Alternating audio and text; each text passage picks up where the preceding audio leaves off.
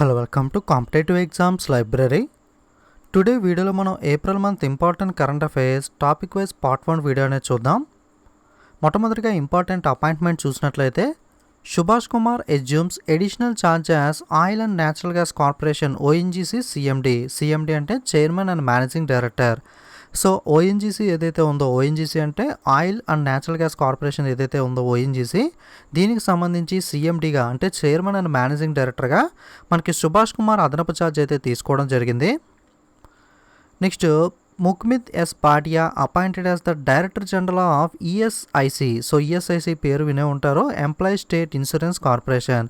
So ESIC employee state insurance corporation ఏదైతే ఉందో దీనికి సంబంధించి డైరెక్టర్ జనరల్గా మనకి ముఖ్మిత్ ఎస్ పాటియా నియమితులయ్యారు. Next doctor Urjit Patel has been appointed as the additional director of Britannia Industries. మనకి మాజీ ఆర్బీఐ గవర్నర్గా వర్క్ చేసిన డాక్టర్ ఉజ్జిత్ పటేల్ ఎవరైతే ఉన్నారో బ్రిటానియా ఇండస్ట్రీకి సంబంధించి అదనపు డైరెక్టర్ జనరల్గా అయితే మనకి నియమితులవడం జరిగింది. Next Mallika Srinivasan has been appointed as the chairperson of the public enterprise selection board PESB అంటే public enterprises selection board. So ఈ పబ్లిక్ ఎంటర్ప్రైజ్ సెలక్షన్ బోర్డు ఏదైతే ఉందో దీనికి సంబంధించి చైర్పర్సన్గా మల్లికా శ్రీనివాసన్ అయితే నియమితులయ్యారు. Next Adil Zainul Bhai has appointed as the chairman of capacity billing commission. Capacity billing commission యొక్క చైర్మన్గా ఆదిల్ జైనుల్ బాయ్ అయితే నియమితులవడం జరిగింది. Next reserve bank of India deputy governor BP Kanungo retires. RBI deputy governor BP Kanungo ఎవరైతే ఉన్నారో మనకి రిటైర్ అవ్వడం అయితే జరిగింది. Ex Gujarat DGP Shabbir Hussain appointed as the BCCI anti corruption unit chief. మాజీ గుజరాత్ డీజీపీగా వర్క్ చేసిన షబీర్ హుసేన్ను బీసీసీఐ వచ్చి అవినీతి నిరోధక విభాగం యొక్క చీఫ్గా అయితే నియమించింది. Justice Nuthalapati Venkataramana has been appointed as the next chief justice of India CJI. సుప్రీంకోర్టుకి సంబంధించి తదుపరి ప్రధాన న్యాయమూర్తిగా మనకి జస్టిస్ నూతలపాటి వెంకటరమణ లేదా ఎన్వి రమణ గారు అయితే నియమితులవడం జరిగింది. Next Chintan Vaishnav appointed as the mission director of Atal innovation mission. మనకి అటల్ ఇన్నోవేషన్ మిషన్ ఏదైతే ఉందో దీనికి సంబంధించి మిషన్ డైరెక్టర్గా చింతన్ వైష్ణవ్ అయితే నియమితులయ్యారు. Next Tarun Bajaj appointed as the new revenue secretary. కొత్త రెవెన్యూ కార్యదర్శిగా తరుణ్ బజాజ్ అయితే నియమితులవడం జరిగింది. అదేవిధంగా secretary for department of economic affairs, ఆర్థిక వ్యవహారాల శాఖ యొక్క కొత్త కార్యదర్శిగా అజయ్ సేత్ అయితే నియమితులయ్యారు. Next digital insurance appointed cricketer Virat Kohli as it's brand ambassador. మనకి డిజిట్ ఇన్సూరెన్స్ ఏదైతే ఉందో డిజిట్ ఇన్సూరెన్స్ వచ్చి క్రికెటర్ విరాట్ కోహ్లీని అయితే తన బ్రాండ్ అంబాసిడర్గా నియమించింది. సో డిజిట్ ఇన్సూరెన్స్ యొక్క బ్రాండ్ అంబాసిడర్ ఎవరు అంటే Virat Kohli. Next Saraswati Samman award 2020 winner. Saraswati Samman సాహిత్యంలో ఇచ్చే అవార్డు 2020 సంవత్సరానికి సంబంధించి మరాఠీ రైటర్ డాక్టర్ శరణ్ కుమార్ లింబాలేకి అయితే రావడం జరిగింది. ఆయన రాసిన మనకి సనాతన్ పుస్తకానికి సంబంధించి సరస్వతి సమాన్ అయితే రావడం జరిగింది. సరస్వతి సమాన్ అవార్డు అనేది మనకి లిటరేచర్ సాహిత్యంలో ఇచ్చే అవార్డు. ఈ సంవత్సరం 2020కి సంబంధించి మనకి మరాఠీ రచయిత డాక్టర్ శరణ్ కుమార్ లింబాలేకి అయితే ఆయన రాసిన సనాతన్ పుస్తకానికి అయితే రావడం జరిగింది. ఈ సరస్వతి సమాన్ అవార్డుని ఎవరు ప్రదానం చేస్తారంటే కేకే బిర్లా ఫౌండేషన్ అయితే ప్రదానం చేయడం అయితే జరుగుతుంది. Next Suman Chakraborty has been selected for the 30th GD Birla award for scientific research. మనకి సైంటిఫిక్ రీసెర్చ్ చేసినందుకు గాను సుమన్ చక్రవర్తికి 30వ జీడీ బిర్లా అవార్డు అయితే ఎంపిక చేయడం జరిగింది. 30వ జీడీ బిర్లా అవార్డు ఎవరు గెలుచుకున్నారు అంటే సుమన్ చక్రవర్తి. ఈ జీడీ బిర్లా అవార్డు కూడా మనకి కేకే బిర్లా ఫౌండేషన్ ఇవ్వడం జరుగుతుంది.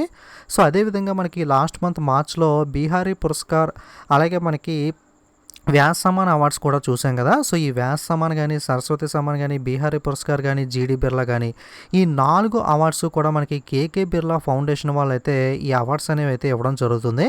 ఒకసారి మళ్ళీ చెప్పుకుందాం. వ్యాస్ సమాన్ వచ్చి 2020కి సంబంధించి శరత్ పాగ్రేకి అయితే ఆయన రాసిన నవల పాట్లీపుత్రకి సామాగ్రికి అయితే రావడం జరిగింది. అలాగే సరస్వతి సమ్మాన్ ఇప్పుడే చూసాం కదా, మరాఠీ రైటర్ శరణ్ కుమార్ లింబాలే సనాతన పుస్తకానికి. అలాగే బీహారీ పురస్కార్ 2020 వచ్చి మనకి మోహన్ కృష్ణ బొహ్రా గారికి ఆయన రాసిన తస్లీమా సంఘర్ష్ అవర్ సాహిత్య పుస్తకానికి అయితే రావడం జరిగింది. అలాగే జీడీ బిర్లా అవార్డు అయితే మనకి సుమన్ చక్రవర్తికి సైంటిఫిక్ రీసెర్చ్ గాను అయితే రావడం జరిగింది. సో ఈ 4 కూడా ఇంపార్టెంట్ అవార్డ్స్. ఈ 4 కూడా కేకే బిర్లా ఫౌండేషన్ అయితే ప్రదానం చేస్తుంది. Rajinikanth has been selected to be honoured with the 51st Dadasaheb Phalke awards for the 2019. 2019 సంవత్సరానికి గాను 51వ దాదాసాహెబ్ పాల్కే అవార్డులతో మనకి రజనీకాంత్కి అయితే ఇవ్వడం జరిగింది. లాస్ట్ టైం మనకి 50వది 2018కి అమితాబ్ బచ్చన్కి అయితే రావడం జరిగింది. సో నేను Dadasaheb Phalke award separate video చేసినప్పుడు దాంట్లో 51 మిస్టేక్ అయితే చెప్పాను. ఎందుకంటే వికీపీడియాలో నెంబర్ తేడా ఉండటం వల్ల ఆ నెంబర్ని అయితే మీకు మెన్షన్ చేశాను. సో ఇదైతే 51వ అవార్డు, ఇదైతే నోట్ చేసుకోండి. Maggie O'Farrell's Hamnet wins the book critic award for fiction. మనకి మ్యాగీ ఓ ఫెరల్కి సంబంధించి హ్యామ్నెట్ బుక్ ఏదైతే ఉందో ఇది బుక్ క్రిటిక్స్ అవార్డ్ మనకి ఫిక్షన్కి సంబంధించి విమర్శకుల అవార్డుని అయితే గెలుచుకోవడం జరిగింది. Next Alfred Aho won the 2020 association for computing machinery ACM Turing award. మనకి ఆల్ఫర్డ్ ఆహో వచ్చి 2020 సంవత్సరానికి సంబంధించి ఏసీఎం ట్యూరింగ్ అవార్డుని అయితే గెలుచుకోవడం జరిగింది. ఏసీఎం ఫుల్ ఫామ్ వచ్చి మనకి association for computing machinery. Lewis Hamilton won the Bahrain grand prix 2021. మనకి ఫార్ములా 1కి సంబంధించి బహ్రెయిన్ గ్రాండ్ ప్రిక్స్ రేస్ ఏదైతే ఉందో దీన్ని మనకి లూయిస్ హ్యామిల్టన్ గెలుచుకోవడం జరిగింది. Next Aniyan Midhun won the gold at the South Asian wushu championship. దక్షిణాసియా ఊషూ ఛాంపియన్షిప్లో అనియన్ మిథున్ వచ్చి స్వర్ణ పథకం సాధించడం జరిగింది. Next Tashkent Uzbekistan to host the 2023 AIBA men's world boxing championship. 2023 సంవత్సరంలో జరిగే ఏఐబిఏ పురుషుల ప్రపంచ బాక్సింగ్ ఛాంపియన్షిప్కు మనకి తస్కెత్ ఉజ్బెకిస్తాన్ అయితే ఆతిథ్యం అయితే ఇవ్వనుంది. సో 2023లో AIBA men's world boxing championship ఎక్కడ జరగనుంది అంటే ఉజ్బెకిస్తాన్లోని Tashkent. India finished at the top of the medals table at the 2021 ISSF world cup New Delhi.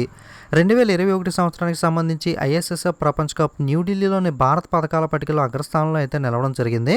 Okay, మనకి ఐఎస్ఎస్ఎఫ్ వరల్డ్ కప్ 2021 అయితే రీసెంట్గా న్యూఢిల్లీలో ఫినిష్ అయింది. ఇందులో మనకి ఇండియా టాప్ ప్లేస్లో నిలిచింది టోటల్గా 30 మెడల్స్తో. అందులో 15 గోల్డ్, 9 సిల్వర్, 6 బ్రాంజ్ మెడల్స్ అయితే ఉండడం జరిగింది. Next 9 cities in Australia and New Zealand to host the 2023 FIFA women's world cup.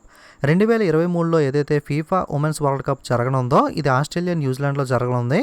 ఈ ఆస్ట్రేలియా న్యూజిలాండ్లో మనకి 9 సిటీస్లో అయితే ఈ ఫీఫా ఉమెన్స్ వరల్డ్ కప్ అయితే 2023లో అయితే జరగనుంది. Next 2021 Miami open. 2021 Miami open చూసుకున్నట్లయితే మనకి మెన్స్ సింగిల్స్ వచ్చి Hubert Hurkacz. Okay, Hubert Hurkacz పోలాండ్కి సంబంధించి మనకి పురుషుల సింగిల్స్ని అయితే గెలుచుకోవడం జరిగింది. Next Manohar Parrikar brilliant mind simple life book authored by the Nitin Gokhale. మనకి Manohar Parrikar brilliant mind simple life అనే పుస్తక రచయిత ఎవరు అంటే నితిన్ గోఖలే. అలాగే prime minister Narendra Modi will release the Hindi translation of the book Odisha ఇతిహాస్ written by Utkal Keshari Hare Krushna Mahtab. Okay, మనకి ఉత్కల కేసరి హరే కృష్ణ మహాతాబ్ రాసిన ఒడిస్సా ఇతిహాస్ అనే పుస్తకం యొక్క హిందీ అనువాదాన్ని ప్రధానమంత్రి నరేంద్ర మోడీ గారు అయితే విడుదల చేయనున్నారు. సో ఈ ఒడిస్సా ఇతిహాస్ అనే పుస్తక రచయిత ఎవరు అంటే ఉత్కల కేసరి హరే కృష్ణ మహాతాబ్.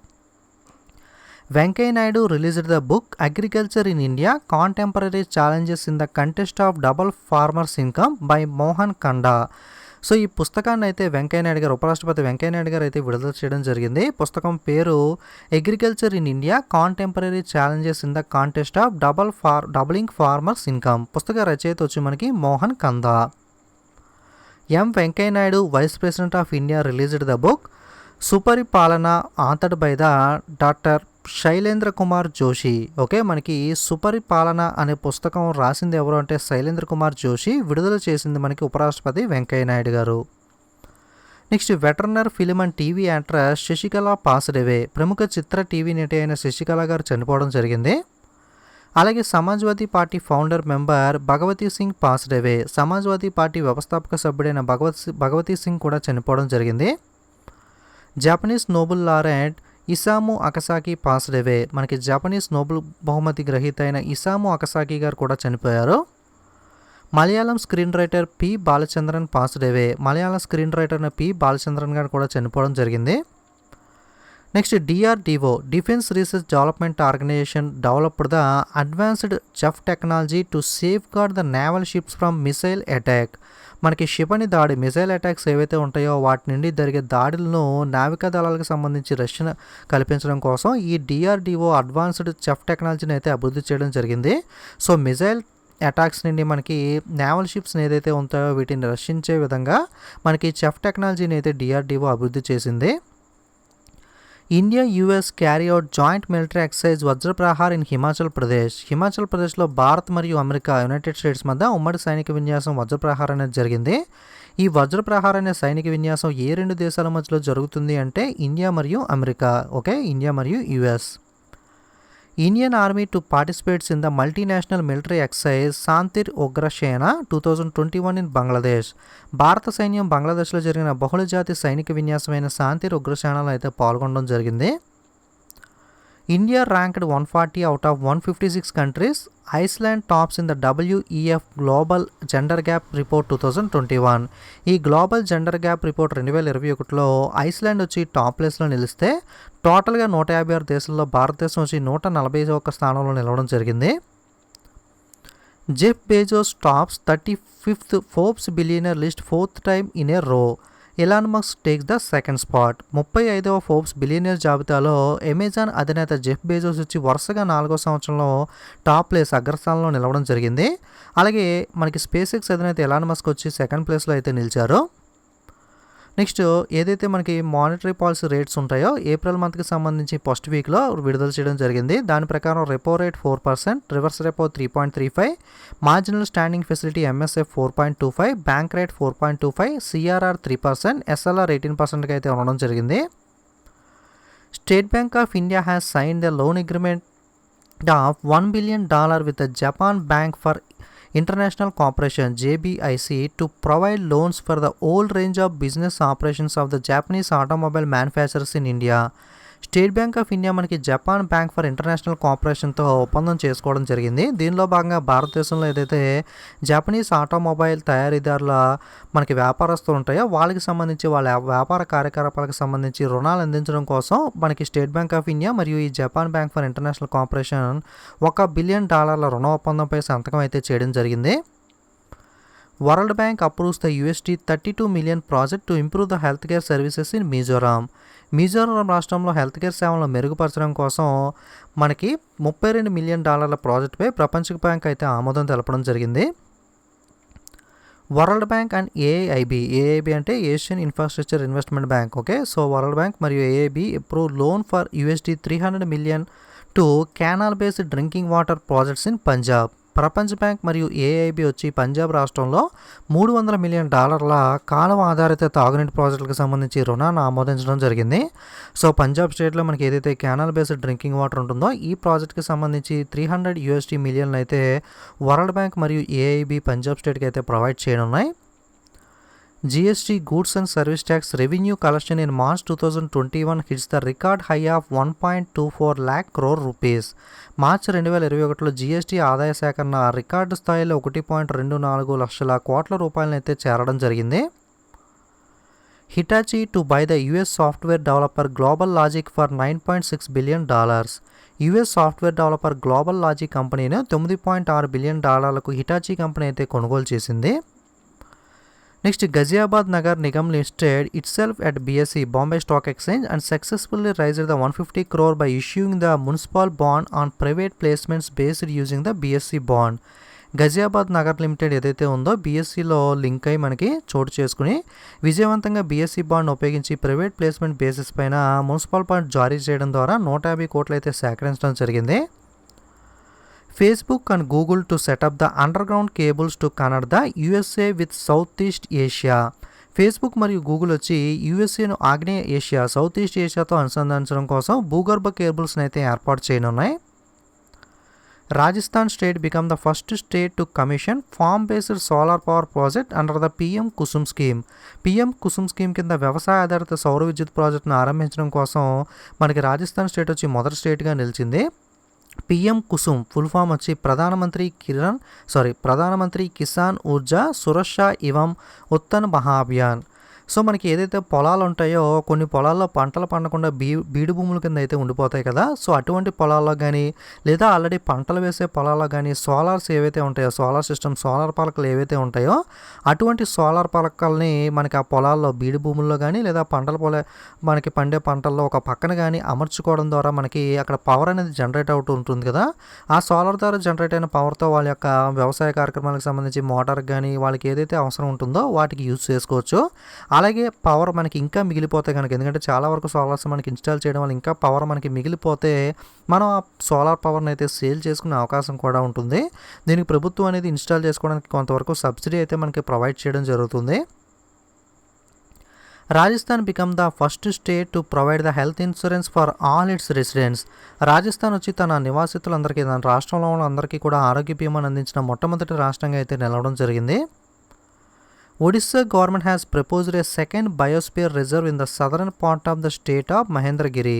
ఒడిస్సా రాష్ట్ర ప్రభుత్వం ఒడిస్సా రాష్ట్రంలో దక్షిణ భాగంలో రెండవ బయోస్పియర్ రిజర్వ్ అయిన మహేంద్రగిరి వద్ద మనకి ప్రపోజించడం జరిగింది. సో ఒడిస్సాలో సెకండ్ బయో రిజర్వ్ని ఎక్కడ ఏర్పాటు చేయనున్నారు అంటే Mahendragiri. Maharashtra government has declared an area at Amboli in Western Ghats in Sindhugarh district as the biodiversity heritage site. Maharashtra రాష్ట్ర ప్రభుత్వం సింధుదుర్గ్ జిల్లాలోని పశ్చిమ కనుమల్లోని అంబోలి వద్ద ఒక ప్రాంతాన్ని జీవ వైవిధ్య వారసత్వ ప్రదేశంగా ప్రకటించడం అయితే జరిగింది. World highest railway bridge that soars 359 metre above the Chenab river in Jammu and Kashmir was completed. Jammu and కాశ్మీర్లోని చీనాబ్ నదిపైన 359 మీటర్ల ఎత్తులో ప్రపంచంలోని ఎత్తైన రైల్వే వంతెన నిర్మాణమైనది అయితే పూర్తి చేయడం జరిగింది. Next Uttar Pradesh state government was organised the banana festival in Kushinagar. ఉత్తరప్రదేశ్లోని కుషీనగర్లో రాష్ట్ర ప్రభుత్వం అరటి ఉత్సవాన్ని అయితే నిర్వహించడం జరిగింది. సో ఇటీవల బనానా ఫెస్టివల్ ఎక్కడ జరిగింది అంటే ఉత్తరప్రదేశ్లోని కుషీనగర్. నెక్స్ట్ ఇంపార్టెంట్ డేస్ చూసినట్లయితే ఉత్కల దివాస్ ఆర్ ఒడిస్సా డే. ఉత్కల దివాస్ లేదా ఒడిస్సా రాష్ట్ర అవతరణ దినోత్సవం ఏప్రిల్ 1వ తారీఖున జరుపుకుంటాం. World autism awareness day. ప్రపంచ ఆటిజం అవగాహన దినోత్సవం వచ్చి ఏప్రిల్ 2వ తారీఖున జరుపుకోవడం జరుగుతుంది. International children's book day. అంతర్జాతీయ పిల్లల పుస్తక దినోత్సవం వచ్చి ఏప్రిల్ 2వ తారీఖున జరుపుకుంటాం. ఈ సంవత్సరం యొక్క థీమ్ వచ్చి the music of words. National maritime day వచ్చి ఏప్రిల్ 5వ తారీఖున జరుపుకుంటాం. International day for mine awareness and assistance in mine action. Okay, international day for mine awareness and mine action assistant in mine action వచ్చి April 4న జరుపుకుంటాం. International day of sports for development and peace వచ్చి 6వ తారీఖు April 6th April అయితే జరుపుకోవడం జరుగుతుంది. అభివృద్ధి మరియు శాంతి కోసం అంతర్జాతీయ క్రీడా దినోత్సవం 6 ఏప్రిల్. World health day. ప్రపంచ ఆరోగ్య దినోత్సవం వచ్చి 7th ఏప్రిల్ అయితే జరుపుకోవడం జరుగుతుంది. దీని యొక్క థీమ్ వచ్చి building a fairer healthier world for everyone. Okay, building a fairer healthier world for everyone వచ్చి వరల్డ్ హెల్త్ డే యొక్క theme. Next Tika Utsav. Okay, మనకి ప్రజెంట్ వ్యాక్సినేషన్ అనేది అయితే జరుగుతూ ఉంది కదా. సో టీకా ఉత్సవ్కి సంబంధించి టీకా Utsav is a vaccine festival. It is being held between April 11 to April 14. టీకా ఉత్సవ్ పండుగ అనేదని ఏప్రిల్ 11 నుండి ఏప్రిల్ 14 దాకా మనకి జరపాలని చెప్పి నరేంద్ర మోడీ గారు అయితే అందరికీ పిలుపునివ్వడం జరిగింది. ప్రతి స్టేట్లను కూడా దీన్ని సెలబ్రేట్ చేయమని అయితే చెప్పారు. సో టీకా ఉత్సవం మనకి ఎప్పటి నుండి ఎప్పటిదాకా జరిగింది అంటే ఏప్రిల్ 11 నుండి 14 దాకా అయితే జరిగింది. ఓకే, ఇది మనకి ఏప్రిల్ మొదటి వారంలోని ఇంపార్టెంట్ కరెంట్ అఫైర్స్ అనేవి. వీడియోస్ నచ్చితే తప్పకుండా లైక్, కామెంట్, షేర్ చేయడం మర్చిపోకండి. ఇలాంటి మరిన్ని వీడియోస్ మిస్ అవ్వకూడదు అనుకుంటే తప్పకుండా ఛానల్ అయితే సబ్స్క్రైబ్ చేసుకుని పక్కనున్న బెల్ ఐకాన్ మీద కూడా క్లిక్ చేయండి. అలాగే మనకి టెలిగ్రామ్, ఇన్స్టాగ్రామ్, ఫేస్బుక్ లింక్స్ అయితే డిస్క్రిప్షన్లో ఇస్తాను. మీరు టెలిగ్రామ్, ఇన్స్టాగ్రామ్లో ఫాలో అవుతూ ఉంటే డిజీ పేజెస్ కానీ ఇంపార్టెంట్ అప్డేట్స్ కానీ మీరు మిస్ అవ్వకుండా అయితే ఉంటారు. సో మీరు డైరెక్ట్గా లింక్ క్లిక్ చేసి జాయిన్ అవ్వచ్చు, లేదా డైరెక్ట్ టెలిగ్రామ్, ఇన్స్టాగ్రామ్లోకి వెళ్ళి కాంపిటేటివ్ ఎగ్జామ్స్ లైబ్రరీని సెట్ చేసి కూడా మీరు జాయిన్ అవ్వచ్చు. Okay, thanks for watching.